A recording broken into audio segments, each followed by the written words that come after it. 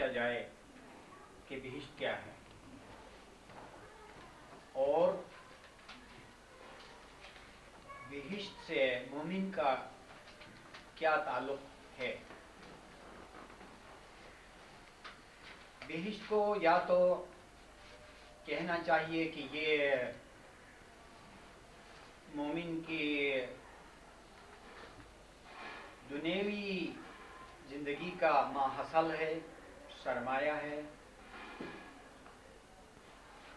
اور کمائی ہے، یا دوسری طرف سے کہنا چاہیے کہ بہشت انعام خداوندی ہے جو سب سے بڑا انعام ہے، اور ایسا انعام ہے کہ اس کے برابر کوئی انعام نہیں. بہشت تو سب سے بڑی بحث ہے اور سب سے بڑا موضوع ہے، اور بہشت مومن کی ایک بہت بڑی امید ہے، بہت بڑی خوشخبری ہے. بہشت کا تذکرہ ایسا ہے کہ سارے قرآن بس اسی کی خاطر سے ہے اور اسی کی طرف رہنمائی کرنے کے لیے ہے اور اس منزل مقصود تک مومن کو پہنچا دینے کے لیے. بہشت کوئی معمولی بات نہیں ہے، بہشت بہت بڑی بات ہے. اور ساتھ ہی ساتھ یہ بات کہ بہشت کی شناخت کیوں ضروری ہے؟ اس لیے کہ سورہ محمد کو آپ پڑھیں کہ بہشت میں وہی لوگ جائیں گے جو دنیا میں رہتے ہوئے بہشت کو پہچانتے تھے، اور جو لوگ بہشت کو کسی طرح سے بھی نہیں پہچانتے ہوں ان کو بہشت کی طرف کوئی راستہ نہیں ہے. کتنی اہم بات ہے اور کتنی اونچی حقیقت ہے کہ جس کی طرف ہر مومن کو توجہ دینی چاہیے. یہ ایک ایسی خوشی ہے کہ اس کے ہوتے ہوئے ہماری بہت ساری دنیوی تلخیاں شیرینی میں بدل جاتی ہیں.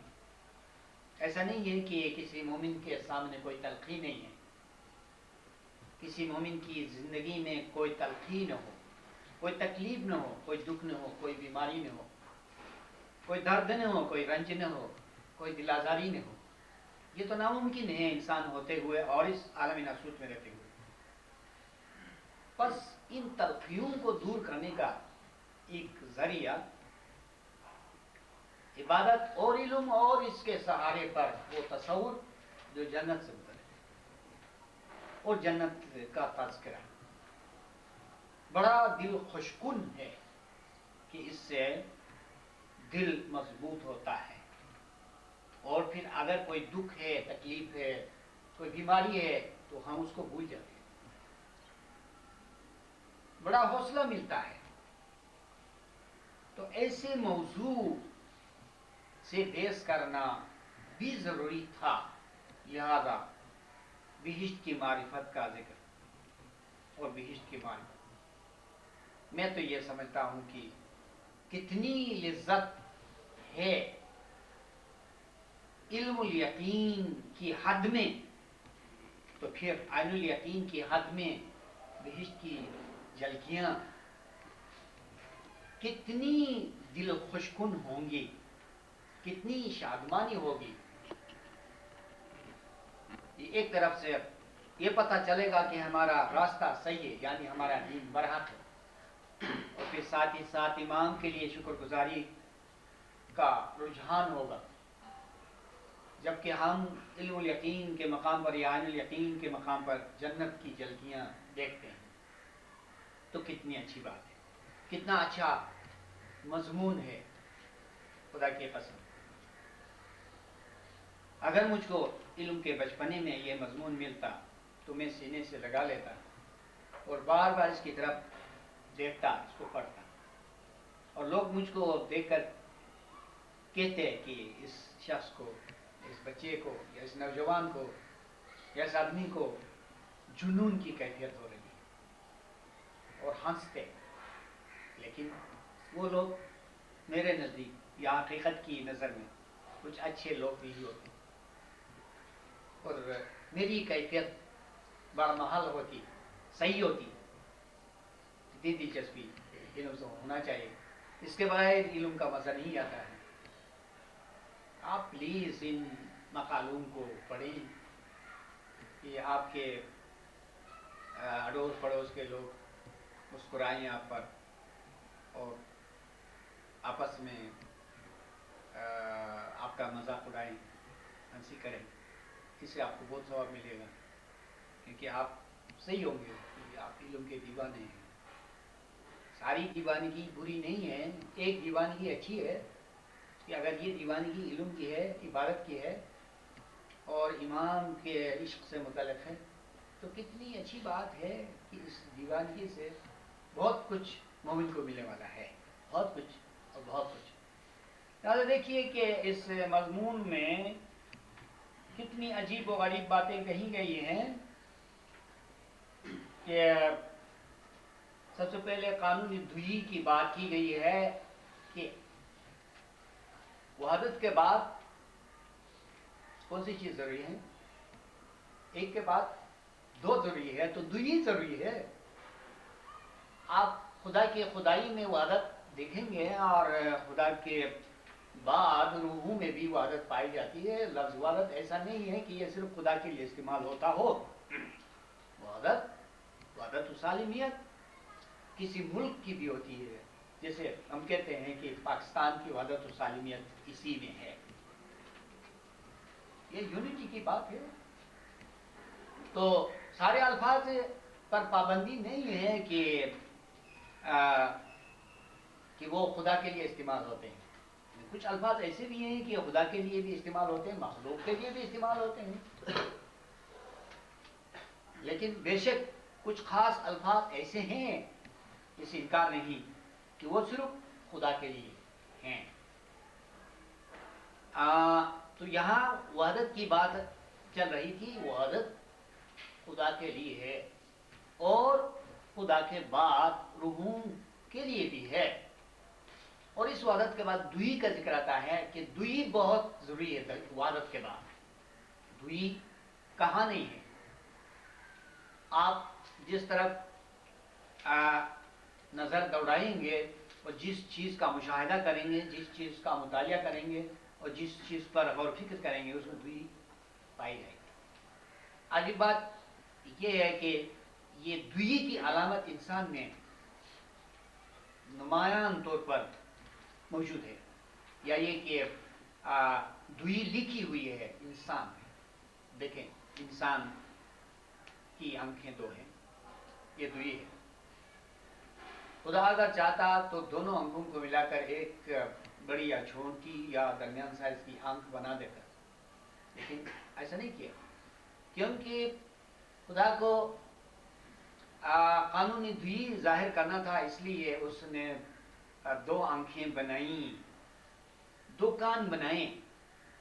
ناک ایک ہے لیکن اس کے دو سوراخ ہیں، دو نتنے ہیں۔ منہ ایک ہے، لیکن کبھی آپ نے سوچا اس میں بھی تقسیم ہے، اور تقسیم کی علامت ہے، ایک لکیر ہے جو زبان کے بیچو بیچ اور تالو اور دانتوں کے حساب سے یہ جو لکیر ہے یہ منہ کو دو حصوں میں بانٹتی ہے۔ اس کے علاوہ پورے جسم کو دیکھیں، پشت کو کبھی آپ نے دیکھا ہے؟ بچے کی پشت کو دیکھا ہے؟ اپنی پشت کا اندازہ کیا ہے؟ دو پاؤں ہیں، دو ہاتھ ہیں، دو بازو ہیں، لیکن آپ نے دماغ کے بارے میں نہیں سوچا ہوگا۔ ہمارے سامنے ایک بہت عزیز ڈاکٹر بیٹھے ہیں، وہ جانتے ہیں، کہتے ہیں کہ دماغ کے دو حصے ہیں۔ جب دماغ کا ایک حصہ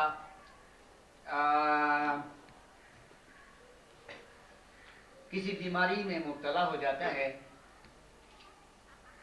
تو اس طرف کا حصہ پاؤں، جسم اور ہاتھ بھی اسی کے ساتھ سست ہو جاتا ہے۔ جیسے بیماری ہے، اس کو کہتے ہیں، کیا کہتے ہیں انگریزی میں؟ فالج۔ یہ عربی اور یونانی ہے، اور انگریزی میں کیا کہتے ہیں؟ ہاں۔ تو اس میں البتہ سب سے پہلے دماغ ہوتا ہے یا ایک ساتھ ہوتا ہے، تو وہ تو ڈاکٹر جب آپ پوچھیں گے بتائیں گے، لیکن میں صرف یہ ثابت کرنا چاہتا ہوں کہ جسم میں، پورے جسم میں دوئی ہے۔ تو کس خوبی سے اور خوبصورتی سے سب سے پہلے قانون دوئی کا ذکر ہوا ہے،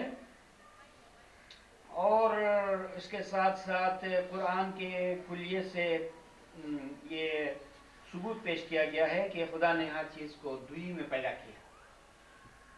ایسا نہیں ہے کہ صرف ہمارے ماں باپ ہیں، یا یہ کہ مرد عورت ہیں، یا یہ کہ صرف جانوروں میں نر و مادہ ہے۔ درختوں میں بھی یہ بات پائی جاتی ہے، اور ہر چیز میں،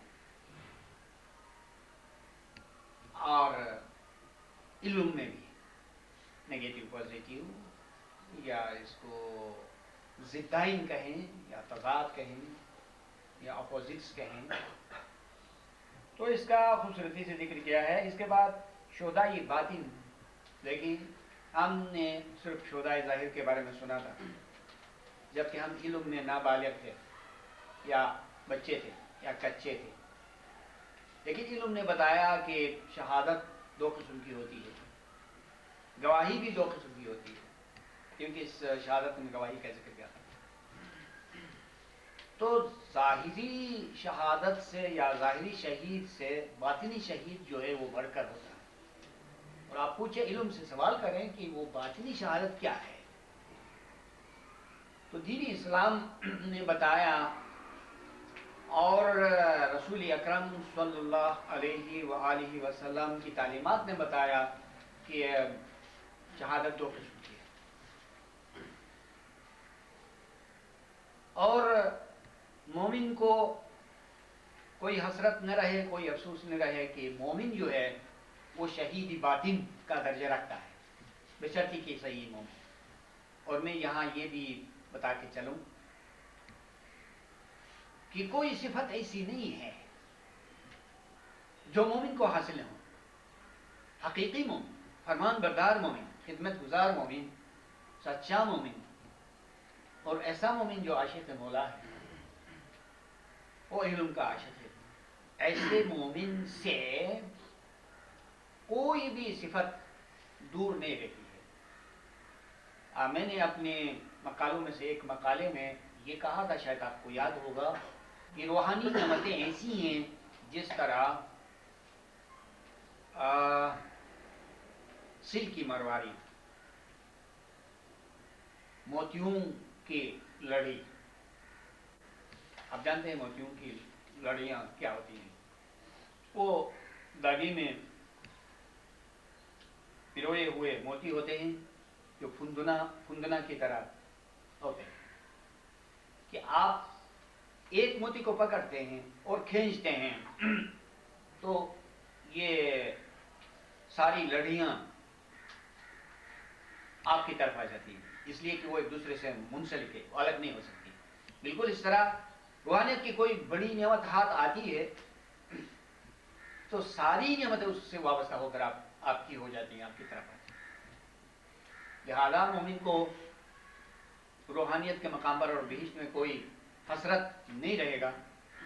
جب بہشت ہوگی تو بہشت میں فرشتے مومن کی تعریف کریں گے، اس کی ساری خوبیاں گن گن کر بیان کریں، اور بہشت میں فراغت ہی فراغت ہے، وہاں کوئی کاروبار نہیں ہے، کام کاج نہیں ہے، سفر نہیں ہے، سونا نہیں ہے، بیماری نہیں ہے، بس سارا وقت تعریف ہی تعریف میں گزرتا ہے۔ اور اس وقت مومن کی تعریف ہوگی تو مومن جن تعریفوں کا گمان ہی نہیں کرتا تھا دنیا میں، وہ ساری تعریفیں وہاں اس کی ہو جائیں گی۔ اور قانون دوئی کو یہاں اس لیے اجاگر کیا گیا ہے کہ علم کے جو ہیں طریقہ بتایا جائے، اور یہاں اس کے بعد نمبر 3 پر معرفتوں کی یکجائی ہے. معرفتیں بکھری ہوئی نہیں ہیں، ایک ہی مقام پر تمام چیزوں کی معرفت جمع ہے. خدا کی معرفت، عرش کی معرفت، کرسی کی معرفت، لوح و قلم کی معرفت، فرشتوں کی معرفت، بہشت کی معرفت، اپنی ذات کی معرفت، اور اس سے بڑھ کر پیغمبر کی معرفت، امام کی معرفت، روحوں کی، فرشتوں کی، تمام چیزوں کی معرفتیں یکجا ہیں. کیونکہ وہ جو عالم ہے وہ ایک وحدت کا عالم ہے، یونیٹی ہے، بلکہ وہاں کی ایک چیز ہزاروں چیزیں لیے ہوئے ہیں. اس کے اندر بے شمار چیزیں ہیں، یا یوں کہا جائے کہ عالم وحدت کی ایک چیز لاکھوں کروڑوں چیزوں کی نمائندگی کرتی ہے تو وہ ایک ہی چیز. اس کے جیسے جلوے بدلتے ہیں ویسے وہ بہت ساری چیزوں کی نمائندگی کرتی ہے، لہذا وہاں کی معرفتیں جو ہیں وہ یکجا ہیں. یہ جو کہا لاکھ سوال ایک جواب، کتنی اچھی بات ہے کہ اس کو آپ یاد کریں تو اس کے ساتھ علم کا ایک خلاصہ آپ کے ذہن میں آئے گا. لاکھوں سوالات، لاکھ سوال ایک جواب. اور یہ اس سلسلے میں کہا گیا ہے کہ بیچ میں کیا ہے. تو اگر اس کو اس طرح سے پوچھا جائے کہ آیا بہشت میں فلان چیز ہے، فلان چیز ہے، فلان چیز ہے، اس طرح اگر لاکھ چیزوں کے بارے میں سوال کیا جائے تو اس کے لیے ایک جواب دیا جائے، اور اس ایک جواب میں لاکھوں سوالات کے لیے جوابات مہیا ہوں گے. اور وہ کیا ہے کہ لہم فیہا ما یشاؤون، لہم ما یشاؤون فیہا ولدینا مزید. اہل جنت کے لیے سب کچھ موجود ہے، جو کچھ کی وہ چاہتے ہیں. اب دیکھیں چاہنے کے لیے بہت سی چیزیں، ہزاروں لاکھوں ہیں، ان سب کے لیے ایک ہی جواب قرآن نے دیا، اور یہ قرآن کی خوبی ہے.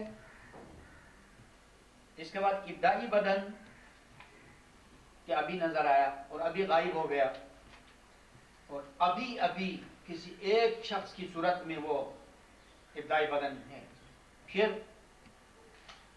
لحظہ بھر میں دوسری شکل میں وہ نمودار ہو گیا. تو اسی طرح اس نے سب کی نمائندگی کی، دنیا بھر کے لوگوں کی نمائندگی کر سکتا ہے. ابتدائی بدن جو کن فیکون سے اس کے برات ہوتے رہتے ہیں. جامعی جنت کیسا ہے، یعنی جنت کے لباس کیسے ہیں؟ ویسے نہیں ہیں. ہم نے یہ پہن رکھی ہے، تھوڑی دیر میں ہم اتاریں گے، ہم نے پہنی، لیکن جامعی جنت ہم کو پہن لیتے ہیں، ہم کو اپناتے ہیں، ہماری روح کے اندر، ہماری ذات کے اندر وہ ایک ہو جاتا ہے. تو وہ جامعی جنت ہے. اور پھر جنت میں دیدار امام کا دیدار بہت سے جلووں میں، مختلف صورتوں میں.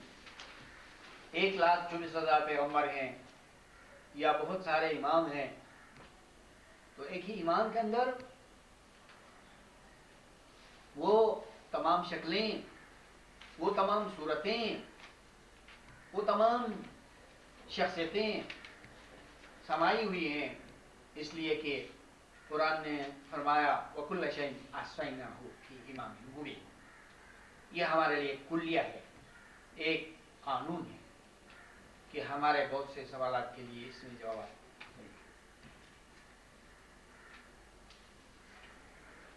اس کے بعد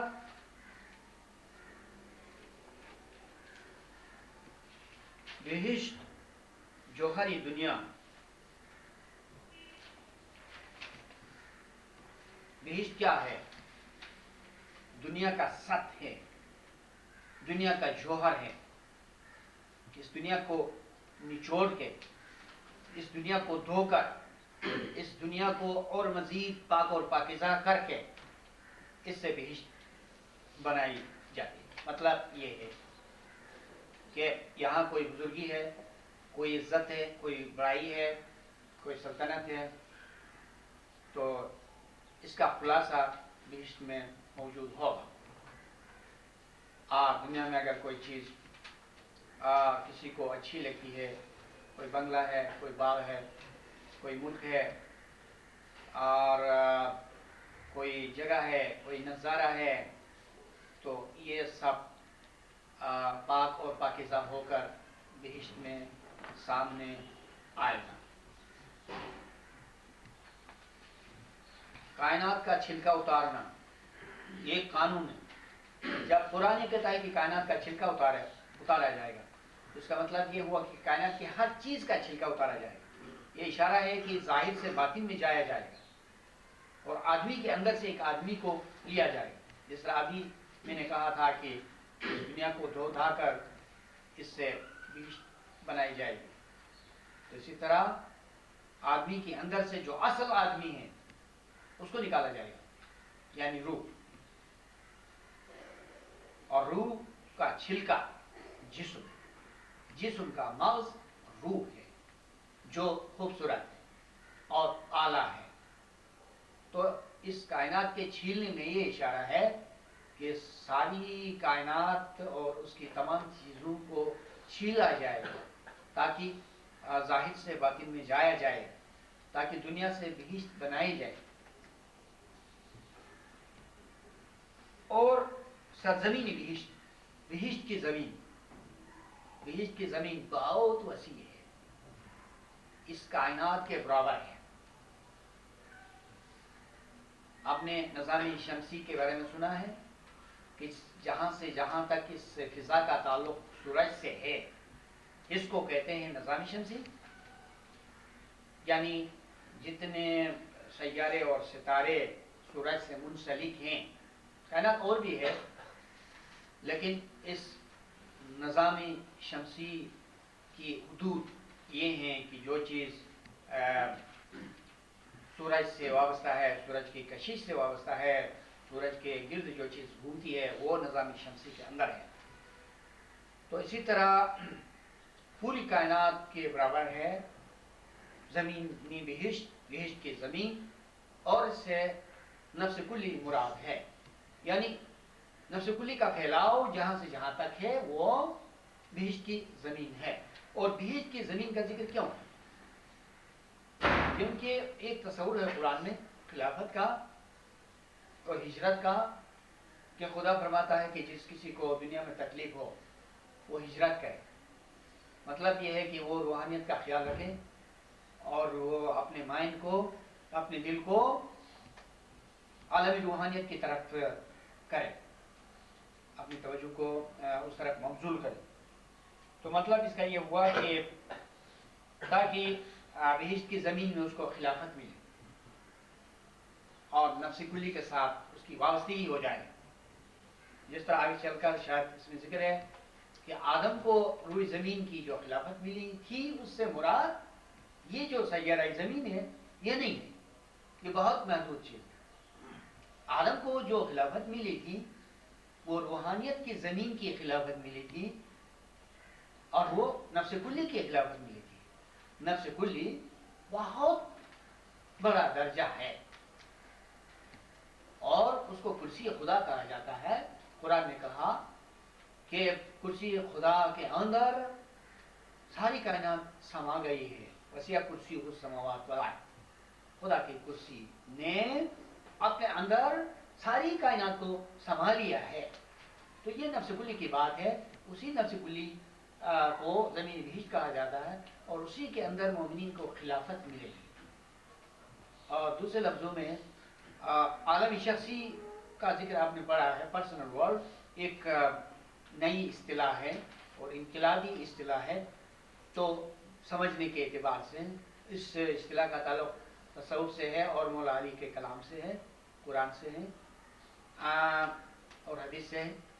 یہ عالمی نفسی جو ہر شخص کی ایک ذاتی دنیا ہے، اس کو اتنی وسعت ملے گی، اس کا پھیلاؤ اتنا ہوگا جتنا کہ کائنات کا پھیلاؤ ہے، اور اسی کے اندر ہر کسی کو خلافت ملے گی. اور لفظ خلافت میں بہت معنی ہے، بہت بڑے معنی ہیں. اس کے بعد یہ جو نقشہ جنت ہے بڑا عجیب و غریب ہے. وہ دیکھیں کہ عوالمی بہشت تنہا بہشت نہیں ہے، اس میں دنیائیں ہیں یا یوں کی کائناتیں ہیں. اس میں جو بھی جائے گا وہ ایک کائنات کے طور پر جائے گا. آپ میں سے ہر ایک بہشت میں جو جائیں گے وہ ایک کائنات ہوں گے. تو بہشت میں بہت سی دنیایں ہیں. اس کے موٹے موٹے نمونے یہاں دیے ہوئے ہیں عنوانات. مثلا لو ایک عالم ہے، نفس کلی ایک عالم ہے، نفس واحدہ ایک عالم ہے، کرسی، ام الکتاب، علی حسب قیاس. تو تیر کے نشان سے ان تمام علامتوں کو اس دائرے کے اندر دکھایا گیا ہے. اور اس میں 5 بڑے عنوان ہیں. امام مبین ایک بہت بڑا کلیہ ہے. خلافت کبریٰ یعنی بڑی خلافت، چھوٹی خلافت، بڑی خلافت. بڑی خلافت وہ جو آدم کو حاصل تھی، چھوٹی خلافت ایک صوفی کو، ایک مومن کو. لیکن یہ چھوٹی خلافت پھرتے پھرتے بڑی خلافت سے جا ملتی ہے.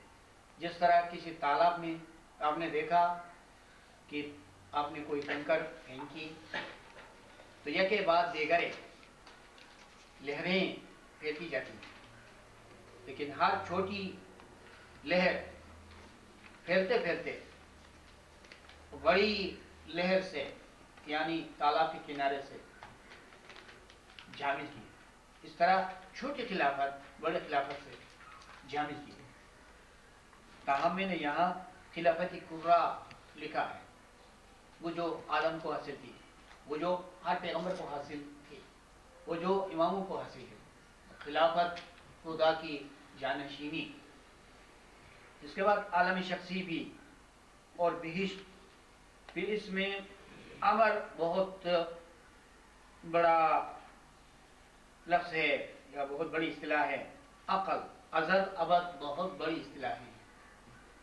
اور آپ دیکھتے ہیں کہ یہاں ازل اور ابد کے درمیان ایک علامت ہے جو مساوی کی علامت ہے. اس کے نیچے ایک نقطہ ہے. یہ نقطہ اس لیے ہے کہ اسی نقطے پر ازل بھی ہے اور اسی نقطے پر ابد بھی ہے. جس طرح آپ کے سامنے گھڑی کا ڈائل ہے، اس گھڑی کے ڈائل میں 0 اور 12 ایک ہی مقام پر. 0 آغاز کے لیے ہے اور 12 انجام کے لیے ہے. 0 ابتدا کے لیے ہے اور 12 انتہا کے لیے ہے. لیکن اس میں ایک طرح سے دیکھا جائے ابتدا ہے، انتہا ہے، اور دوسری لحاظ سے دیکھا جائے تو ابتدا نہیں ہے اور انتہا نہیں ہے. گول چیز میں اور دائرے میں، گول سفر میں کوئی ابتدا نہیں، کوئی انتہا نہیں. آپ اگر فرض کر لیتے ہیں تو ابتدا ہے اور انتہا ہے. آپ اگر فرض نہیں کرتے ہیں تو اپنے طور سے اس ڈائل پر کوئی ابتدا نہیں، کوئی انتہا نہیں. تو اسی طرح جہاں سے ازل کا تصور ہے وہیں پر ابد بھی ہے. یہ ڈائیگرام بہت ہی عالیشان ہے. اس کے بعد ظہوراتی جنت کی بات ہے کہ جنت دنیا کی طرح نہیں ہے. دنیا میں مردگی ہے. پتھر جہاں پر ہے وہاں پر ہے، خاموشی، اس میں کوئی جلوے نہیں، کوئی ظہورات نہیں. درخت میں مشکل سے سال میں ایک جلوہ ہے کہ نئے سرے سے، وہی ایک جلوہ ہے کہ وہ ہرا ہو جاتا ہے. آدمی کے جلوے عمر بھر میں بچپن سے لے کر بڑھاپے تک بہت دور کے جلوے ہیں. لیکن جنت کے جلوے ایسے ہیں کہ چشم زدن میں آنکھی جپت میں ہزاروں جلوے ہیں. جس چیز کو آپ یاد کریں گے وہ آپ کے سامنے حاضر ہو جائے گی. یہ کن فیکون کی مثال ہے. خدا جس طرح کہتا ہے کہ وہ جس سے چیز کے بارے میں چاہیں یا کن کہیں یا ارادہ فرمائیں وہ چیز وجود میں آ جاتی ہے. تو جنت کی چیزوں کا وجود ہے لیکن آپ سے وہ غائب ہے.